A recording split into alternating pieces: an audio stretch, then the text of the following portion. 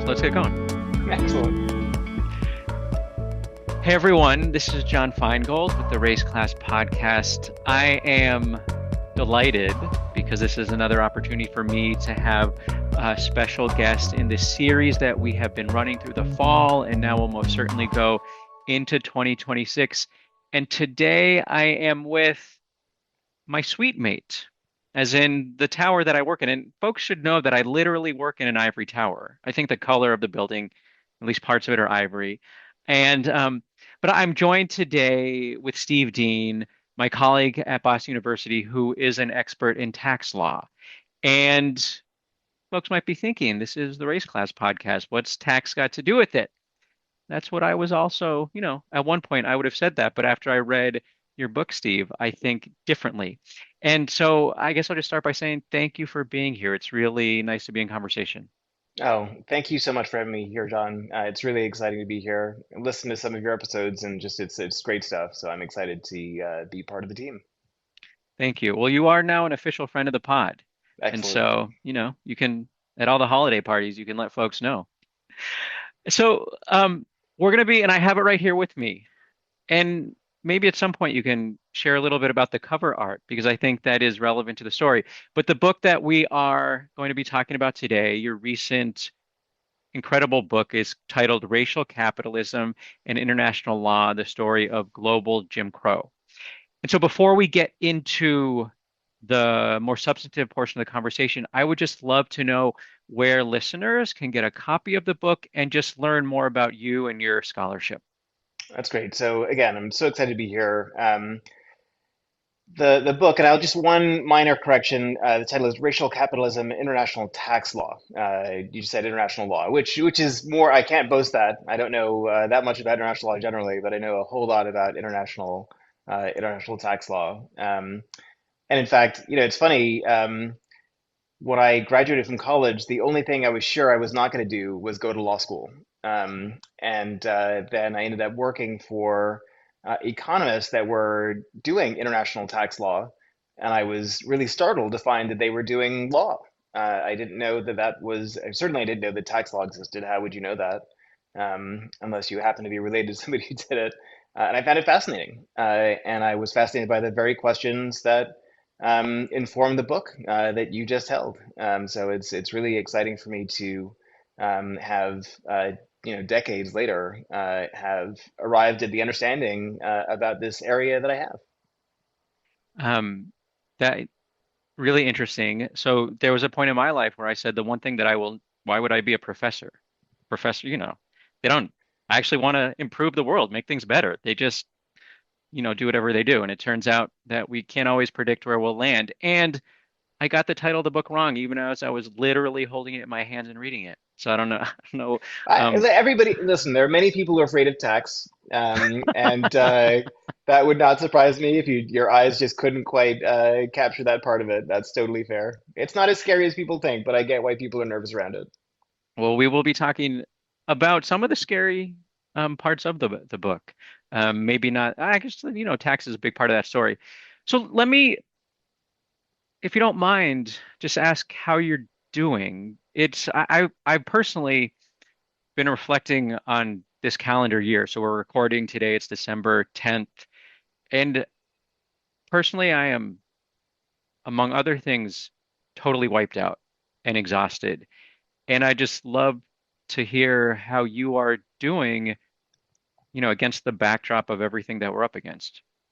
No, I appreciate that, and I can definitely understand why you've been tired. You do so much great work. I don't know if your listeners know about the great conference you organized a few weeks ago at the law school, which was incredible, and I'm sure consumed many, many hours of your life and much energy on your part.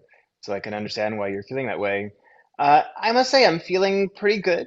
I've got, as you know, a 17-year-old, so I'm only as good as he is, and he's doing fine. You know, it's a challenging world for a 17-year-old. It's always challenging to be 17, but I think the world we all occupy and that he occupies is really quite disconcerting. And, you know, a lot of the things that you and I had the luxury of taking for granted. He doesn't, but he still, you know, has a vision of himself in the future that is much clearer than the one I had at his age. And he's working hard to realize it, which is just, you know, given that you know we don't know what the planet will look like in 5 or 10 years. You know, it's hard to know what our country will look like in 5 or 10 years. That he's able to, you know, shake all that off and really remain focused on what he's passionate about is fantastic. So, you know, I go as he goes, and he's doing fine. Personally, I think. Um, as a law professor these days, it's really quite challenging. I mean, I find that really quite. There are many things to be alarmed about, and you know, there may be some green shoots these days, but uh, there is a lot of there are a lot of reasons to be very concerned. You know, I was at a BU Law alumni reception last night. So John knows I live in New York City, and they had the New York alumni reception, and just talking with practicing lawyers. Some of them, you know, were expressing real concern about the state of democracy. And these are, you know, not people who are these are people who are really quite privileged, and they're experiencing that feeling as well. So I get that. You know, I understand how much privilege I have. You know, my dad was an immigrant. I grew up in the Bahamas, and he was born there.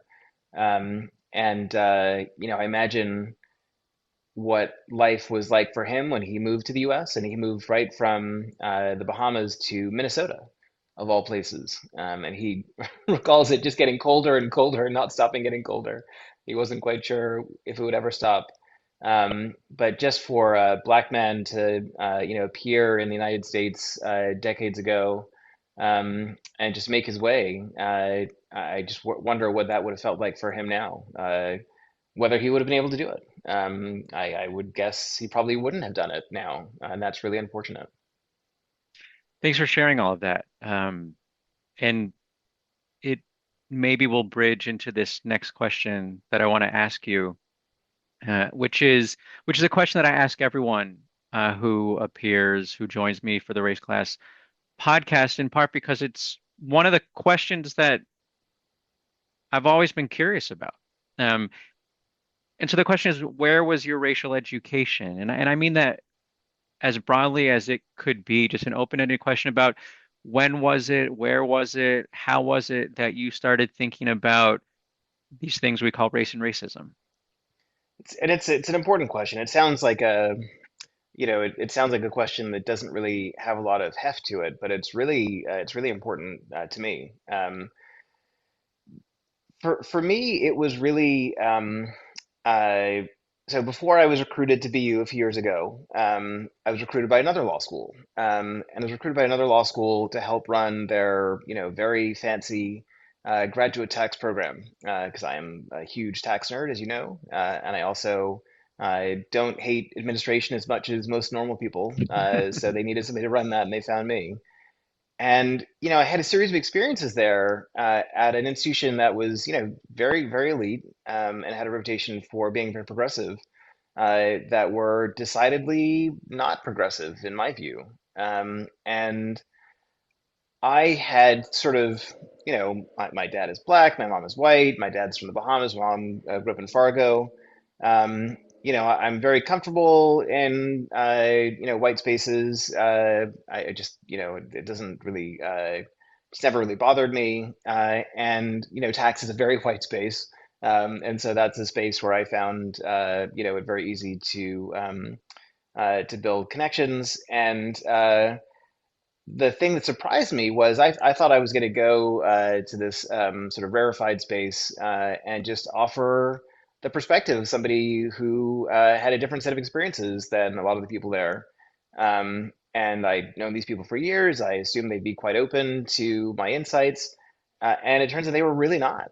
I had one colleague who was the co-author of a textbook I'd used for years, and I offered him what I thought was a pretty helpful and innocuous suggestion, that he incorporate the race of one of the litigants in a case that he had written about for years. Because I don't know that it was necessarily super important, but I thought it was important enough in a textbook where you really do invite speculation about the cases, to speculate about the role of race for that case. And then he refused to do it. And I thought, my whole purpose in life is to reach old white guys like this, and tell them things they, are open to hearing, but just might not figure out on their own. And he flat out refused to do it, which I found very, very shocking. And there was another episode, there are a few more, but one more that I'll share. Um, that law school is the law school where most tenure track law professors do their training. So it's sort of the equivalent of a postdoc for those who understand what those are.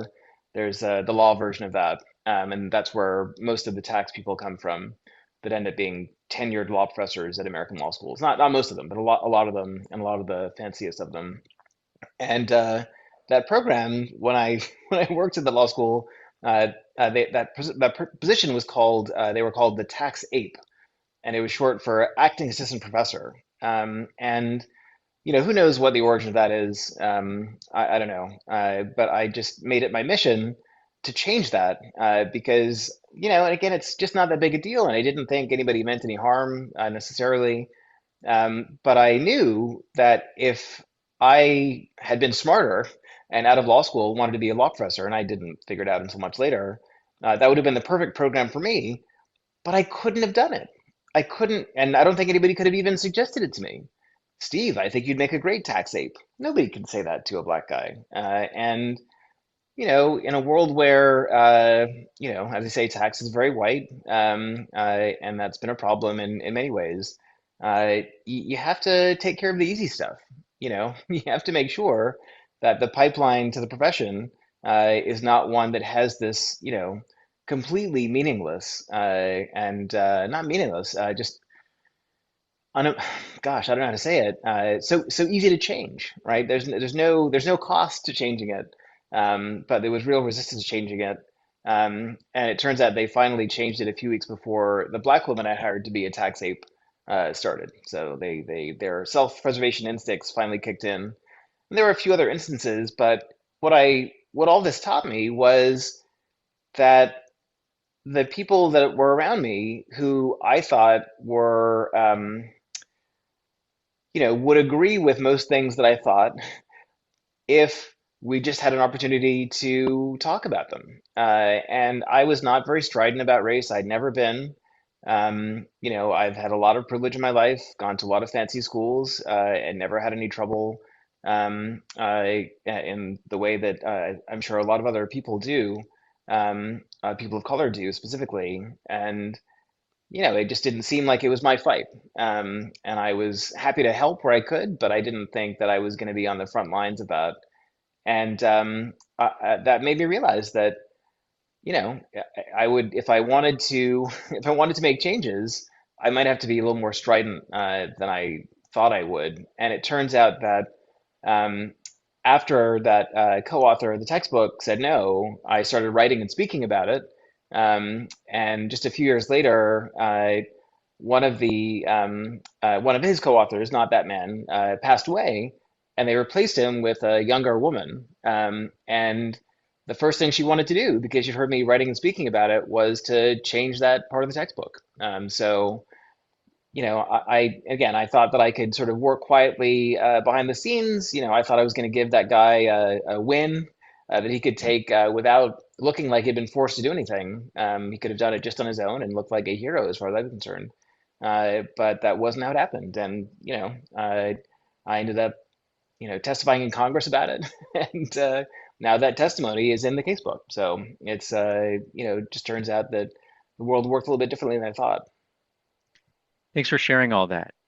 It is a nice segue into where I want to take the conversation, which is to ask you a little bit about how you land on this specific topic for the book. But I want to just sit for a moment with a couple of the things that you shared. And something that I read recently was a scholar who was paralleling how effectively right-wing networks have over the past maybe 30-year span have cultivated this really effective public narrative of quote unquote liberal bias in media that is essentially, directed at any media outlet that is not parroting the talking points of the current administration.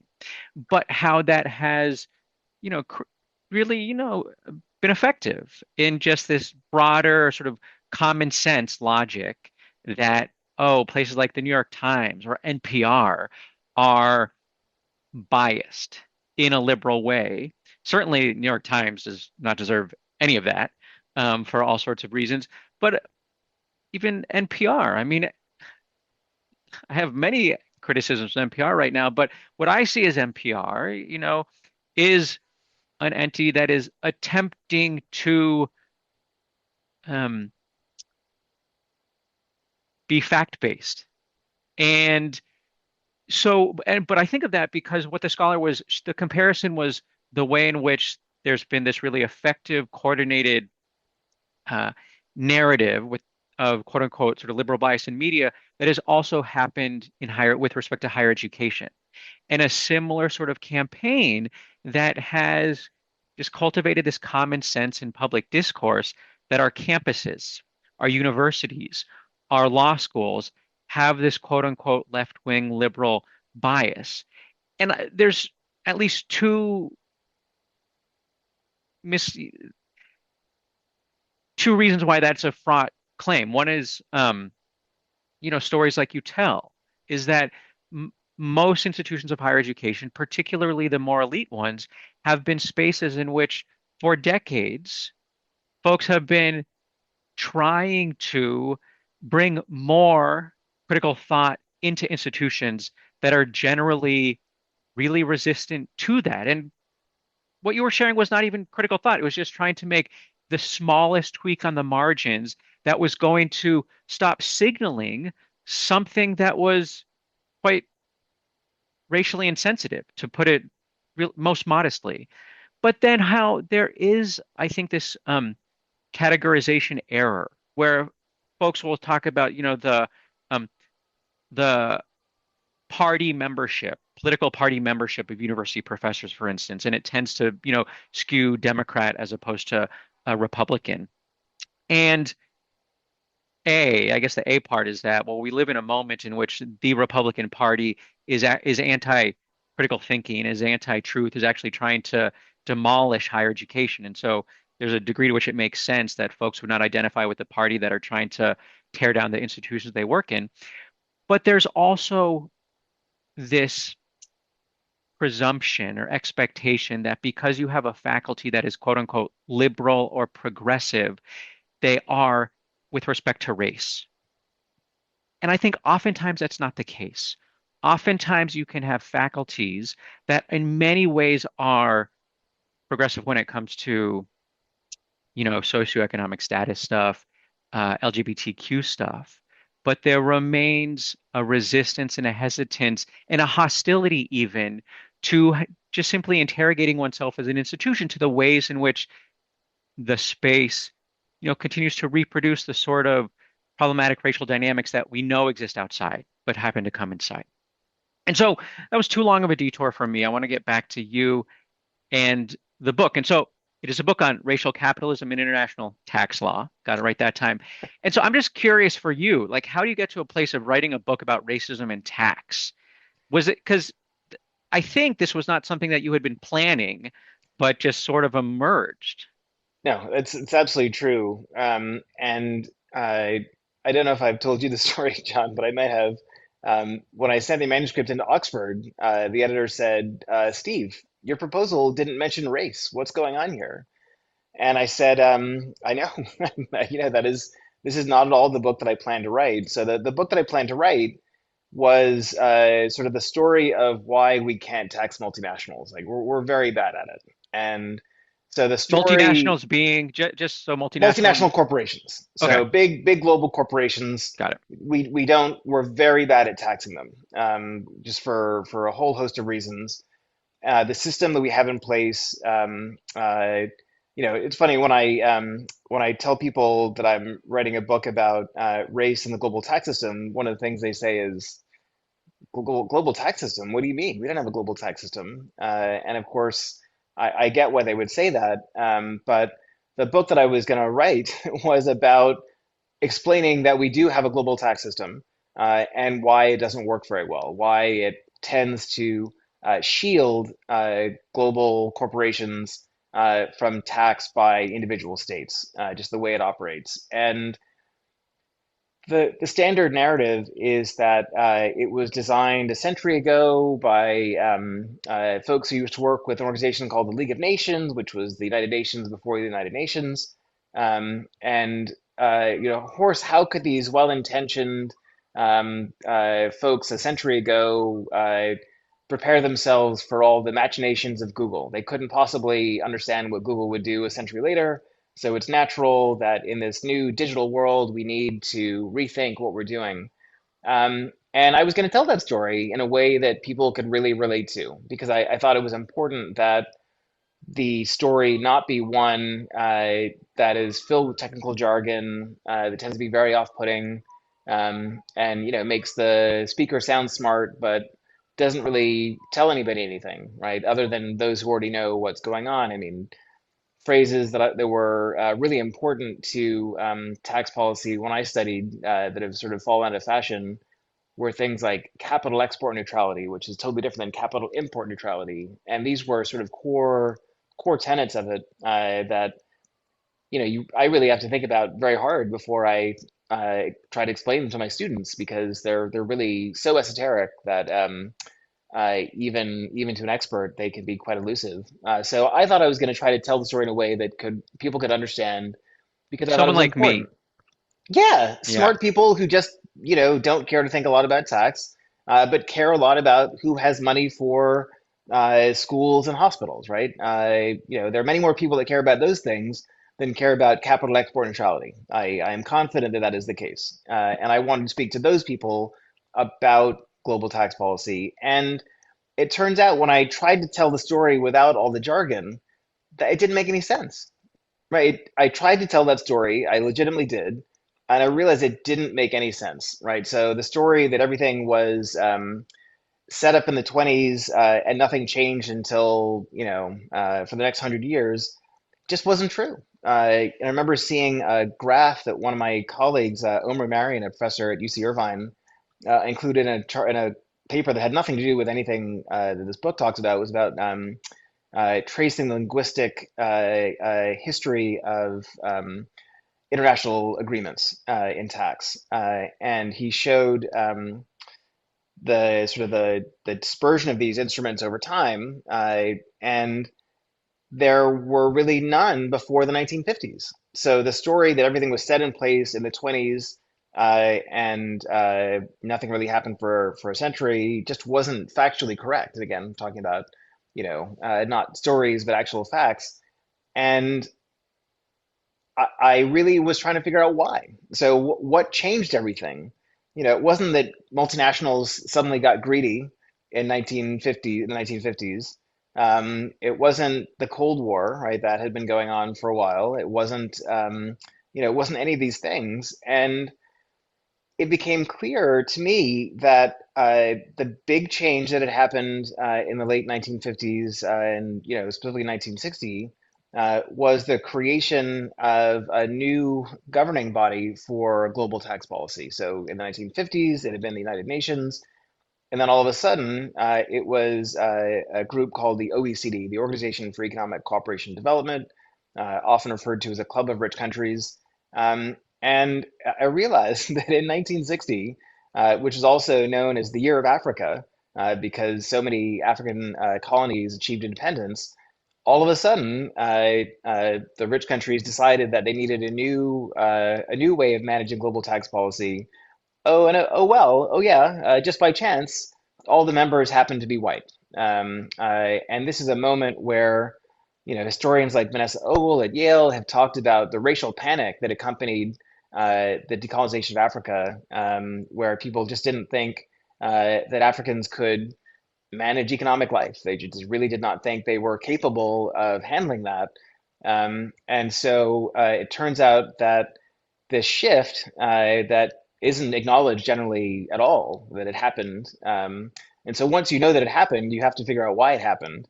And understanding why it had happened, at least part of it, and I don't think this is 100% the explanation, but I also don't think it's 0%. Why was it so easy for this change to happen then when multinationals and folks working on behalf had been trying to bring this system that was invented in the 1920s online for decades? They'd been trying for decades, but despite all their efforts, it had fallen flat. They tried to do it in Latin America during World War II, and Latin American folks said, this just looks like a way to prevent us from taxing US multinationals. Why would we do that? And so they kept trying and trying. And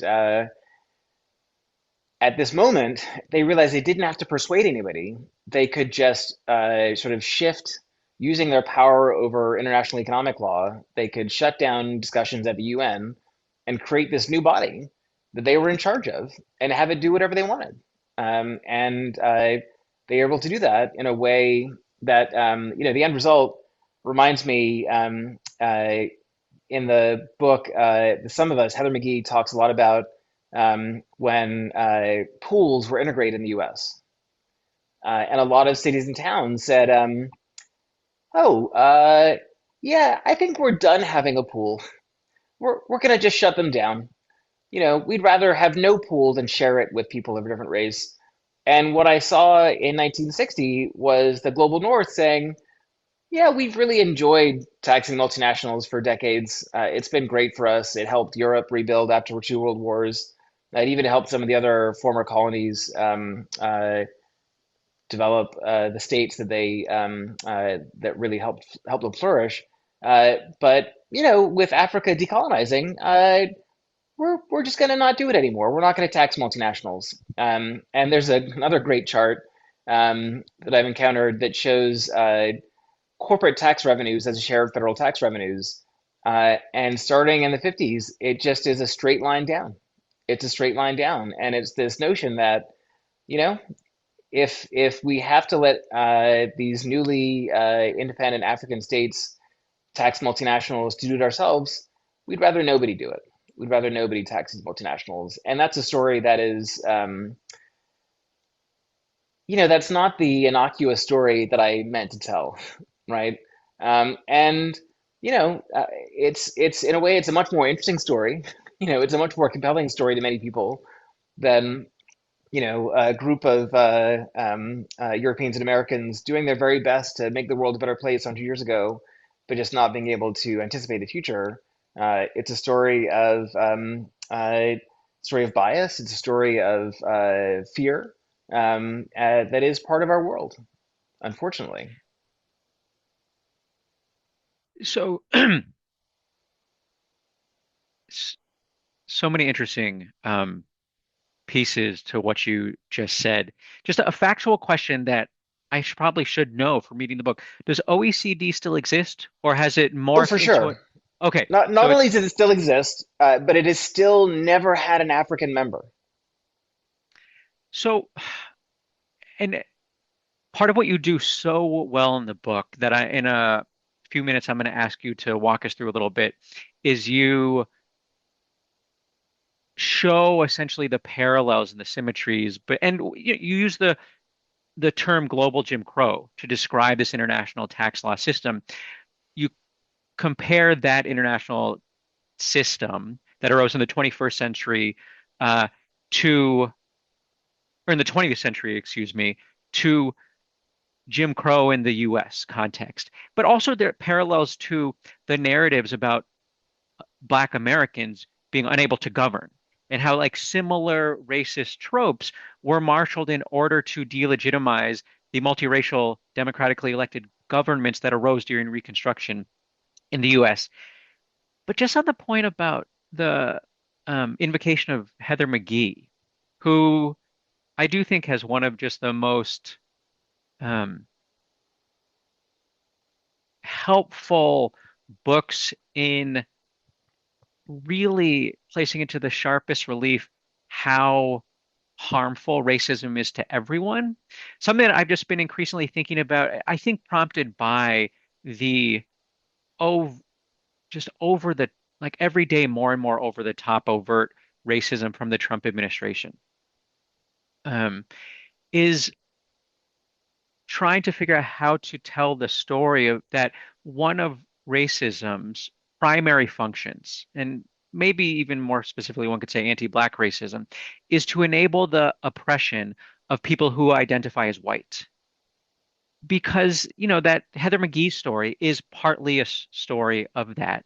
The story that you are telling, where you have like the majority of folks who live in the United States then still would racially identify as white. And this OECD, country club of wealthy white nations is preventing them from being able to draw on to, extract the, super excess wealth that multinational corporations are gaining that would be then supporting the public schools, public health, public housing infrastructure that would be going to everyone, including the, you know, base of the GOP that is losing SNAP benefits, that is, going to have, skyrocketing healthcare costs soon, in enabled in part through the, so it's almost it's getting increasingly hard to figure out as a scholar how to talk about just an adoration of like Norway as a in the way, yeah. So yeah, even now it's like hard to just say because it's so because the racism is so there, it's so blatant. But let's circle back to the book, and you walked us through. Maybe you've already answered this question, but I'll invite you to uh, answer. I'll put another question on the table, and you can either say, you know, asked and answered, or give me build on what you've been saying. But I'm just wondering if you could boil down the book's driving thesis or observation, and maybe it is what you just said, or I guess I'll just invite you to layer on, and then I want to turn to some of the comparisons between U.S. Jim Crow and this global regime. Sure. So no, it's a fair question. I tend to be a little long-winded being a law professor. So just to put it very succinctly, or try to anyway, global tax policy was effectively sabotaged in the 1950s, 1960s to prevent the world from taxing multinationals. And that process was facilitated by a race panic triggered by Africa's decolonization. So, and there's just such parallels to the way in which early shades of how Trump, as a political electoral strategy, he does race panic. And he does race panic in order to concentrate power and, you know, attempt to cement an authoritarian slash fascist sort of regime. And so, yeah, maybe you could walk us through some of the comparisons between U.S. Jim Crow and global Jim Crow, and really sort of also just bringing out tax, because I feel Sure. like your work really builds on Dorothy Brown as just someone who is just like a trailblazer in helping us see how, tax law actually is a key driver of racial hierarchy. It's true. And so in Dorothy Brown's incredible book, The Whiteness of Wealth, she says that she went into tax law because she thought the only color that mattered was green. And she said she's never been more wrong about anything in her life. And I can't put it in quite those stark terms, but it's certainly the case that, as she shows, sometimes intentionally, sometimes unintentionally, the way the US tax laws work disadvantage Black Americans in ways that are profound and over time are really impactful. Um, there's another scholar, Camille Walsh, an historian who studies tax and education in Jim Crow America. And one of the things that I found really extraordinary about her work was that she shows there were a whole lot of not only challenges to the school funding mechanisms used to defund Black schools, um, uh, but there were a lot of successful legal challenges to the mechanisms used to defund Black schools and to actually not just defund Black schools, but to redirect the tax paid by Black Americans towards white schools. It sounds incredible, but that's definitely what happened. And one of the reasons there were so many successful challenges is even though they were successful, they never accomplished anything because they would get the school board would get this ruling and then say, "Oh, it's too late to do it this year," and next year they'd do something else terrible and it would be challenged again, and nothing on the ground would ever change, and there were no schools for blacks, or they would run for just a few months because there was no funding for them. And again, it wasn't that blacks were not paying taxes; it's just that their taxes were being redirected towards white schools. And what's so powerful about the story she tells for me in understanding the story that I was trying to tell was understanding how just quietly creating a structure that puts the people you want in charge of the things you want them in charge of. They don't have to say anything about what they're doing. They can just do it, right?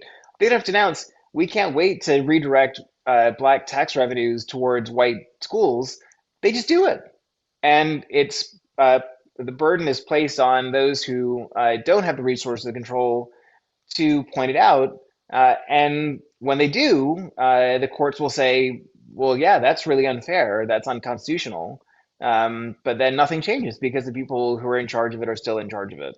And there's a certain degree of complacency that leaves those systems in place over decades. And as you mentioned, one of the reasons why are it can be traced back to the end of Reconstruction in the U.S. When it was believed by many that the reason that the effort to really include Black Americans after the end of slavery into American civic life failed was because Blacks were just really bad at it. Not because of white violence and fraud, but because of some sort of native incapacity. And so when Blacks would complain they weren't getting any benefit from their tax dollars, sometimes people would respond, well, of course you get benefits from educating your white neighbors, because then they'll take care of you. I mean, that's the most important thing for you to have really smart white neighbors, because you certainly couldn't do it yourself and you need this help. So when there's, tax lawyer may seem like a strange job, but even stranger, perhaps, John, is a tax anthropologist. So I encountered a tax anthropologist at a conference in Zurich, of all places, and she had gone around and interviewed a lot of the folks who work in global tax policy today. And she interviewed somebody and didn't give the name, but she knows who it was, and the person knew they were being interviewed for a book. This person explained, yeah, I know that our global tax policies and our national tax policies, deny the ability of African states to tax, but they just really got to get their stuff together because they really, there's no reason to give them more access to revenue because they're not going to do anything useful with it. So once they get their self together, then we'll worry about giving them more access to tax revenues, which of course is quite backwards. If you don't have a functioning state, how can how can you make your state function if you have the revenues to make it function? So the stories we tell, the way in which it facilitates, concentrating power in hands that are friendly to one group rather than another, These are the stories that are just pretty universal. Certainly are do draw a pretty straight line between racism in the U.S. And globally. And I'll just say one more thing. Um, you know, when people who are outside of the U.S. and again, I didn't grow up in the U.S., so I grew up in the Bahamas, and we studied pirates, not American history. So I definitely can relate to this. People who are non-American will sometimes react negatively to the framing, the Jim Crow framing, right? The global Jim Crow Mm-hmm. framing. I'm saying that wrong because they say, well, you're just imposing the American understanding of the world on things that aren't American. And what I'm trying to argue in the book is that the system was set up at a time when the US was in control of things. It really was. In that 1950s space, the US had an extraordinary degree of power, and it was recreating the world in its own image. So in 1960, this is before the end of Jim Crow. Racism was entirely legal. Discrimination was entirely legal. So it's, the idea that it's not that I'm using an American framing to explain a universal phenomenon. I'm pointing out that the US imposed some of its own failings, and that's a kind word, onto the world.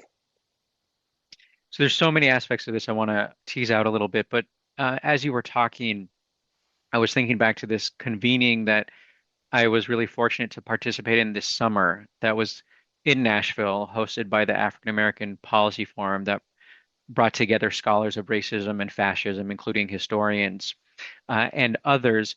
And one of the themes that came up there that actually really sort of, I think, hooks into what you were just describing of how the US or how this global tax regime that effectively, and you can let me know if I'm getting this wrong, transfers wealth from decolonized nations to the nations that had been colonizing those nations, essentially a wealth transfer from the poor to the rich, um, and how that traces to the United States and its interests in different sorts of ways. And that relates to this convening in a few ways, including this conversation kept coming up about how in this moment, so many to understand the fascistic tendencies of the Trump administration and this fascist authoritarian playbook, so many scholars have been looking to Europe and the fascism that arose in Europe in the sort of early to mid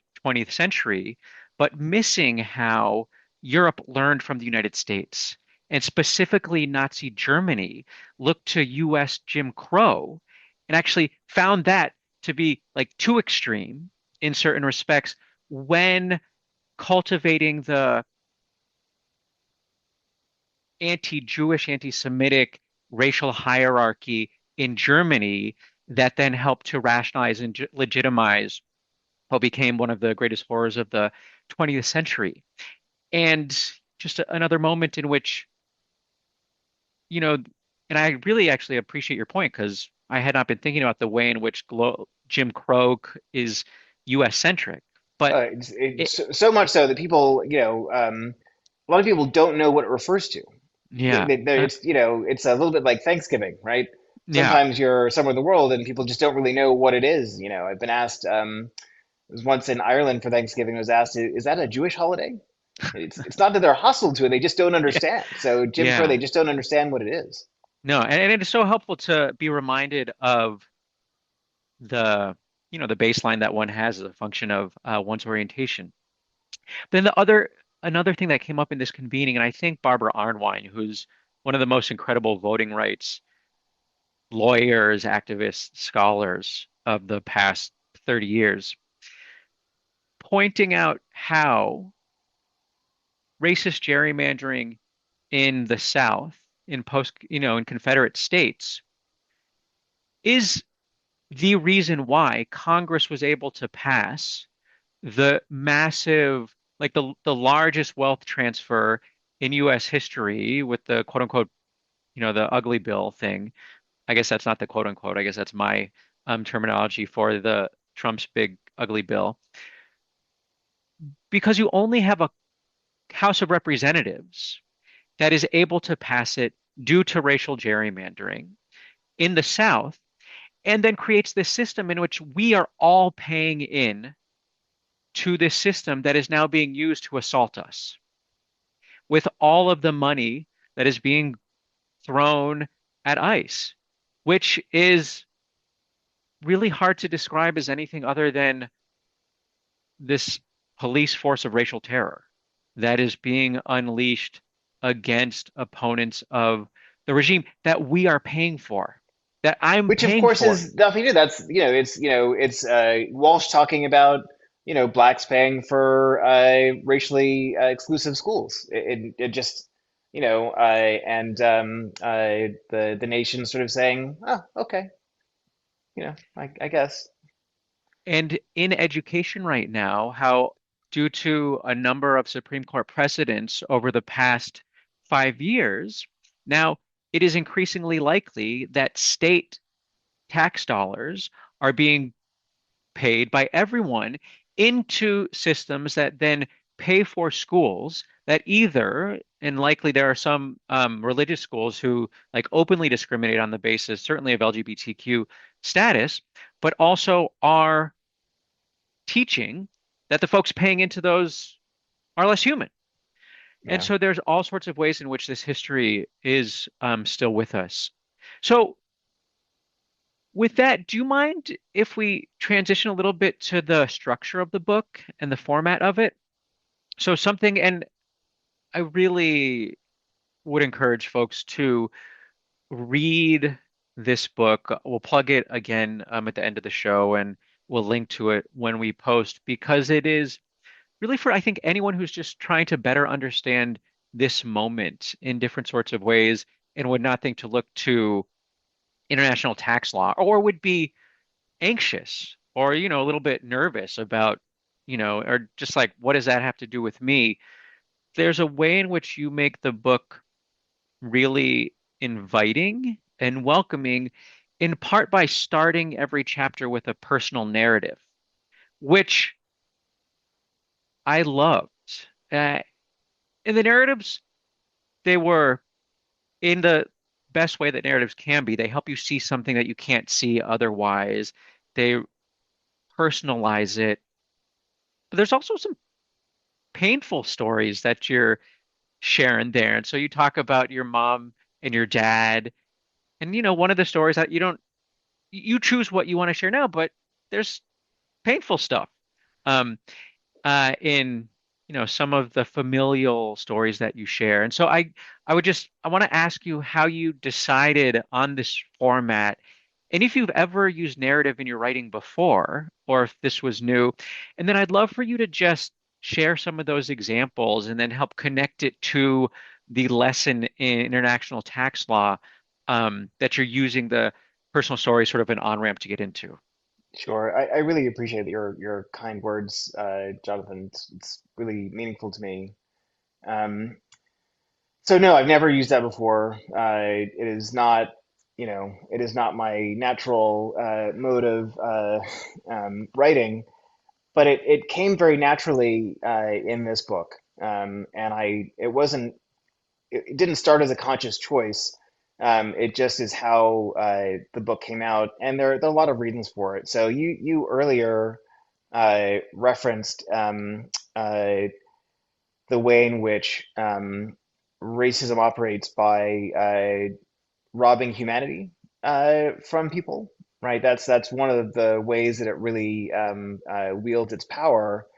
If you can, demonize and create caricatures that aren't recognizably human, it really justifies doing a lot of terrible things, right? And this is, I think, what Nazi Germany probably learned from Jim Crow. If you tell these stories of people that are less than human, you could do terrible things to these people who are not like you. And part of the story that we haven't talked about that I tell in the book is the story of tax havens, right? So one of the things that drew me to this topic is that I grew up in a tax haven, and I always tell people that if you think the Bahamas destroyed your global tax system, you've got a pretty terrible global tax system because The island I grew up on is 20 miles long, 7 miles wide, has a few hundred thousand people on it, and that's most of the people who live in the Bahamas. So if these people have taken out your global tax system, you've done something really profoundly wrong.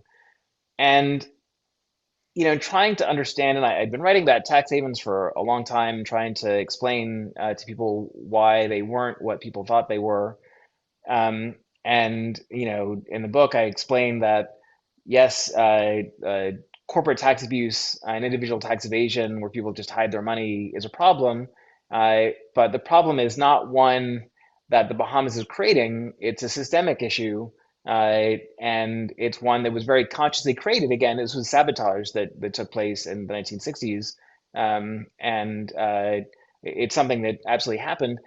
And part of the problem, I thought, part of the reason this story is so powerful and that tax havens become such a sort of a racially charged notion is that people don't really think that places like the Bahamas are real places with real people.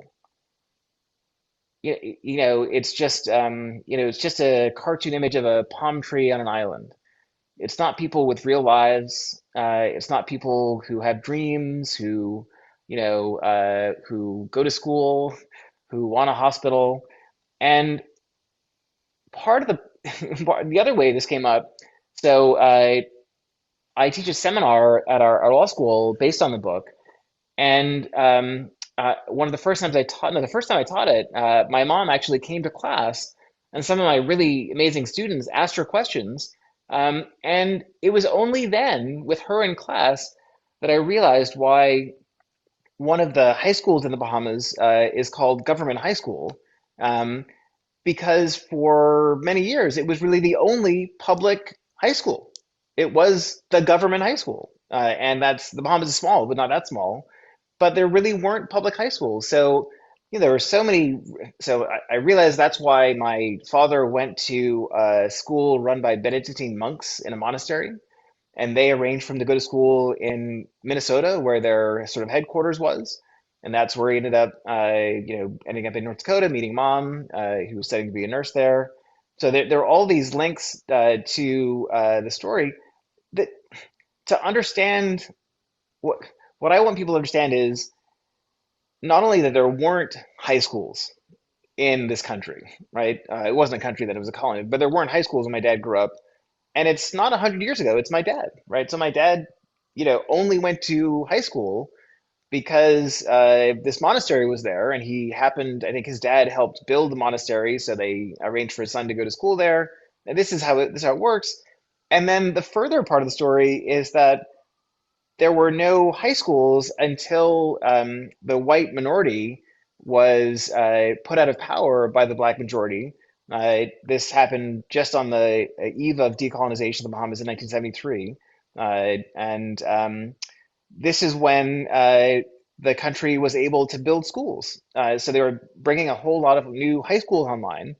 My mom had been a nurse, but was having trouble getting licensed in the Bahamas. And so she went back to school to become a guidance counselor because there were new high schools. So there hadn't been high schools, there were. It created an opportunity by sending dad to the Bahamas where he met mom. She comes to the Bahamas and ends up being a guidance counselor because they're hiring a bunch of guidance counselors because they didn't have high schools before. So I just, I wanted I wanted to bring humanity to the Bahamas in a way that I don't think, certainly not most tax people. I think most ordinary humans, I think, probably are able to think of the Bahamas as a regular place where people live and work and love. But for tax people, it's just this sort of caricature that's not a real place. But also understand that it's, all these issues that we're talking about relate to real people and real people with real lives. And to make the country real, to make the issues real, to make all of these questions, feel like they are about people you might know. People you don't know, but people you might know is really what I'd hoped. The question of having resources to build schools, that is what decolonization was about.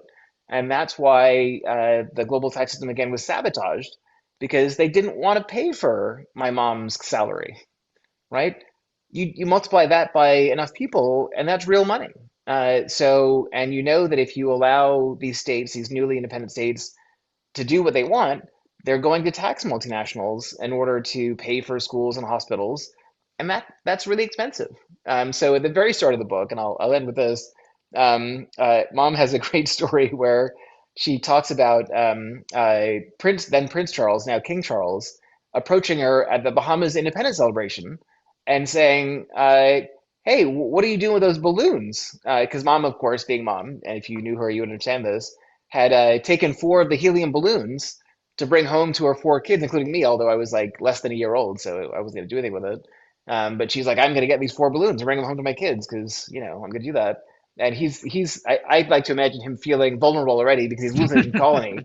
And now to add insult to injury, he's losing these four balloons that this woman is like taking from him. And, it's this notion that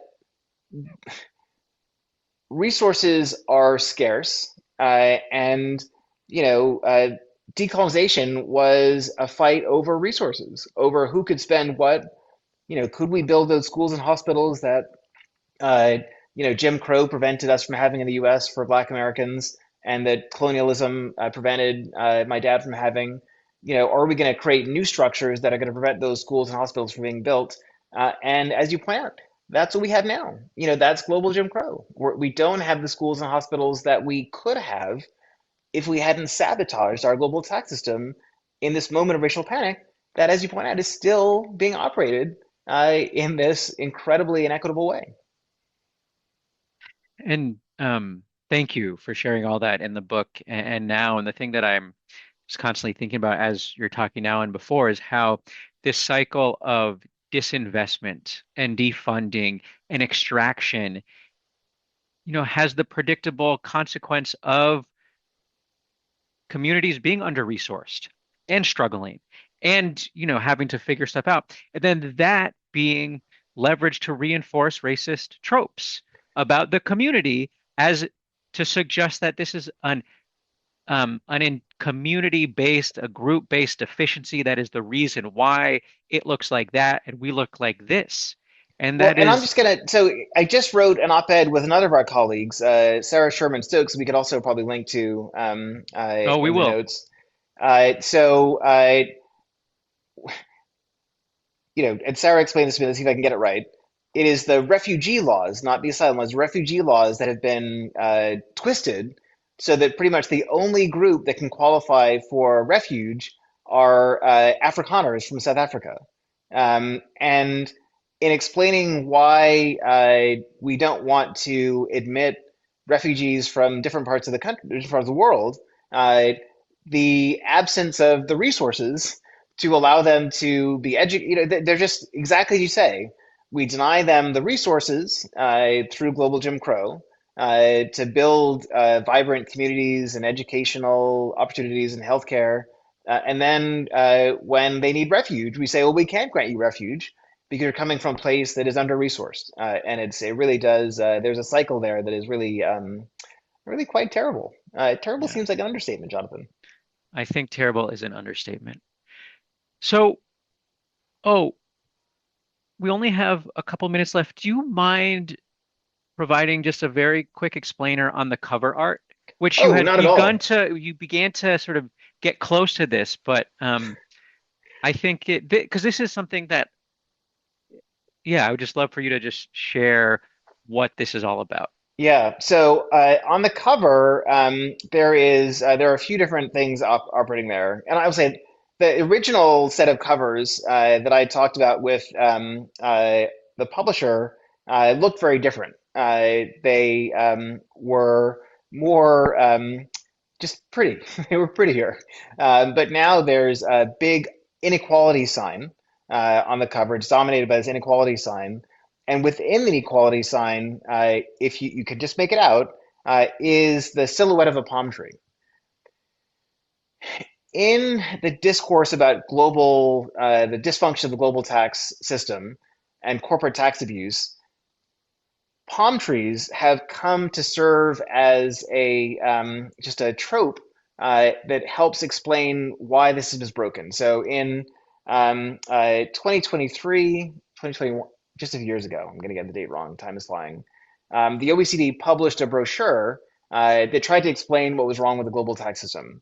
And incredibly, in tax, it had a palm tree on a tropical island explaining why we can't have nice things, right? And this is part of the blaming the Bahamas and other, small island nations for a problem that's really systemic and global. It's just weird. It's just weird. So, I had wanted to present, a more authentic palm tree on the cover, and I proudly showed the cover to a friend of mine. One of my childhood friends had this painting that's really beautiful, real life palm tree. And he said I could use it for the cover, and I was excited to do that. And I showed it to Dorothy Brown, who is somebody I really look up to. And she said, Steve, what are you doing? Didn't you get mad at people for using palm trees? And I was like, but this is, and then I realized that if I did what I wanted to do, nobody would get it. And I was just going to be having one more palm tree on the cover of my book, and people were going to say, "Oh, it's about tax havens. Those islands are really the problem." And she was right. So we changed the cover so that it features the inequality sign, and embedded in that equality sign, you can see some of the palm fronds. But looming in the background is the Matterhorn, because the tax haven, and this goes back to part of the story we haven't talked about with JFK in the early 1960s. They were really worried about Switzerland as the tax haven. But for all sorts of reasons, it was really awkward to confront Switzerland about it, the Cuban Missile Crisis being part of that. But thanks to Dorothy Brown, the cover has a giant Matterhorn on it. And in my perfect world, when we think about the problems of the global tax system, we would think not about palm trees, but about the Matterhorn, because that really is, if there is any way to boil down what's wrong with the global tax system, that would be, a much better way to encapsulate it than a palm tree. So saved, sometimes you get a save from people, and Dorothy Brown definitely saved me in that case. Thank you. I think we will leave it there though with some teasers for folks to that they'll have to read the book, including why JFK thought the solution to racism in the United States was to take planes instead of cars. Yeah, But it's weird. well, you got to read the book. Yep. All right. Well, thank you so much, Steve. It's a joy to share a suite with you here and to be in conversation with you today. I'm very grateful, Jonathan. Thank you so much. You're welcome. Take care.